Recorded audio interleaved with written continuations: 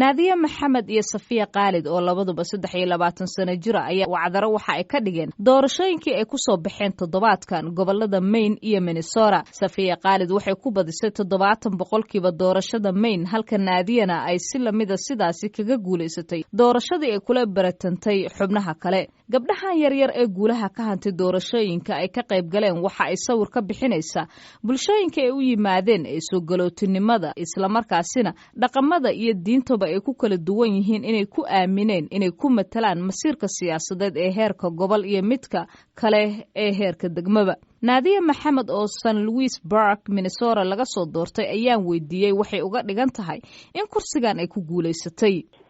di doortan xigeen tahay inay it means that Sinusburg inay diyaar u tahay change mogtahay. It means that Sinusburg inay maxallahay erato aad inay urabto dadka inay soo dhaweeyaan ee ka qayb galaan ee la dabaaldegaan and it shows that hadda dhalinyaro kasto hadda ali arkaan waxay dareemi karaan inay ayaka xataa success noqon karaan mogtahay.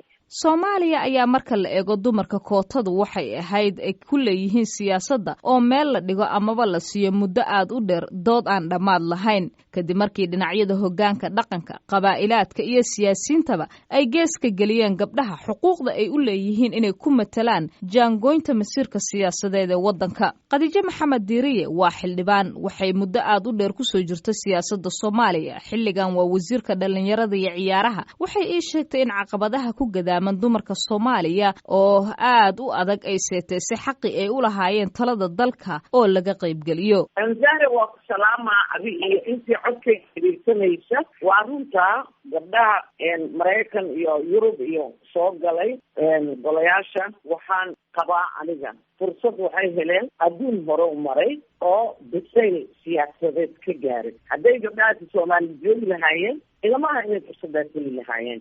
marka aad fiiriso majority-ga mujtamaca Soomaaliyeed dhaqan ahaan iyo bisayl ahaan wax hadday barteen ama diin ha ahaato oo aqoon diiniya ha lahaadaan ama maadi ha ahaadaan waxtarka haweenkooda ma ka dhaadhicin qabiilada Soomaaliya badankooda.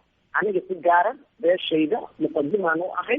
inkastoo naadiya iyadoo aad u yar ay timid halkan, haddana aysan waxba kala socon siyaasadda Soomaaliya, waxay ii sheegtay inay muhiim tahay in gabdhaha lagu aamino kuraasta sida dadka Mareykanka ah ay ugu aamineen ayaga oo aad u yaryar kuraasta waqtigan ay fariisteen.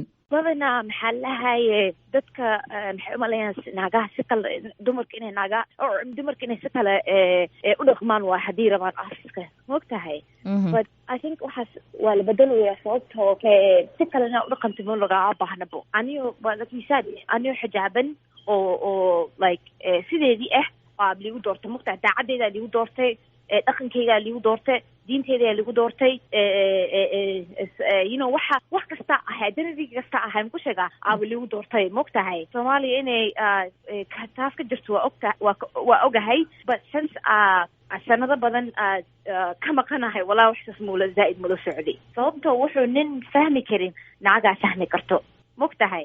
maxaa loo baahan yahay codadkaas oo different oo maxaa lahaye naagahan ina loo codeeyo mogtahay. safiya qaalid oo ku guuleysatay golayaasha deegaanka magaalada Lewiston ee gobolka Maine waxa ay 10 sano ugu dambeysay deganeed halkaasi. waxa ay ka soo baxday magaalo ay adag tahay in qof madow ah, dumar ah, soo galooti ah haddana xijaaban ay ka soo baxdo. kaliya ma aha inay 70% ku guuleysatay safiya qaalid kursigan, ee sidoo kale waxa u hambaliyeeyay siyaasiyiin miisaan kule gudaha dalkan Mareykanka oo Hillary Clinton ay ka mid tahay oo barteeda Twitterka ugu soo qortay hambalyo siday u aragto inay ku soo baxday gabadhaasi ah. waxaa safiya qaalid ay ii sheegtay inay garaacday guri kastaba habeen iyo maalinna aysan ka nasanin iyadoo ay jireen hadallo cunsuriyiin ka imaanaya oo soo gaarayay, balse dad badan ay fiiriyeen bini'aadanimada oo qura isla markaasina ay xilkan doorteen.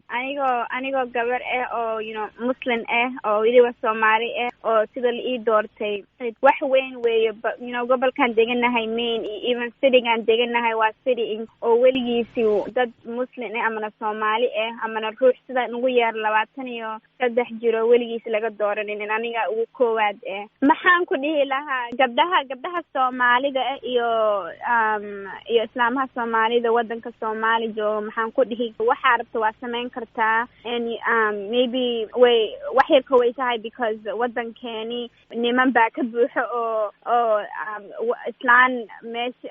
islaan u yeelaynin meel kore inay aado. Warbaahinta gudaha dalkan Mareykanka iyo kuwa caalamiga CNN-ta ay ka mid tahay ayaa si weyn u tabinaya gabdhahan asal ahaan ka soo jeeda Soomaaliya ee siyaasadda tusaalaha fiican u noqda dimuqraadiyadda dalkan iyo biseelka dadkiisa ay muujiyeenba. Laakiinse Khadiija Maxamed Diiriye waxay ku celisay in marka la eego Soomaaliya aysan taasi ka jirin waqtigan.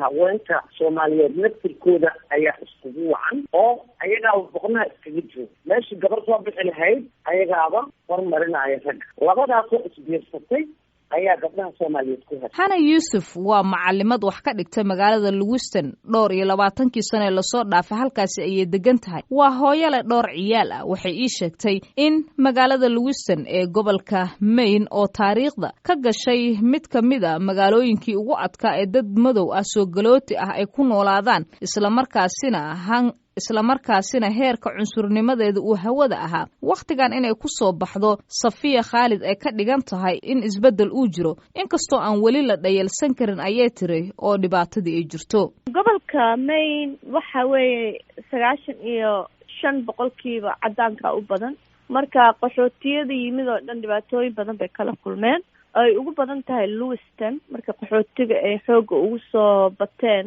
ay u soo guureen magaalada oo duqa magaalada oo maxaan ku raadayay in aad hadal xun uga geystay marka xumaantii iyo dhibaatadii wali way jirtaa oo Safiya Khalid haddan way kala kulantay markay sida kansalka u ordaysay commentiyada ay dadka ka bixinayeen maxaan ku raadayay Facebook iyo melba ugu soo qorayeen social media aad bay u taabatay dhalinyarta ay gobolkan joogtana aad bay u ogyihiin inay dhibaatooyinka cusurnimada ee gobolkan jirto marka dhibaatada way jirtaa wanaaguna wuu jiraa. Isla gobolka Maine waxaa horey loogu doortay South Portland deeqa dhalaco ka mid noqotay golayaasha deegaanka. Haweenku waxa ay kaga jiraan kobcinta qoyskooda iyo waxsiintaba kaalimaha ugu horeeya waxayna lafdhabar u noqdeen qoysas badan inay ka samata bixiyaan dhibaatooyinkii wadanka ka dhacay maadaama aabayaashu ay baagamuudo noqdeen oo aysan jirin meel ay ka shaqeeyaan.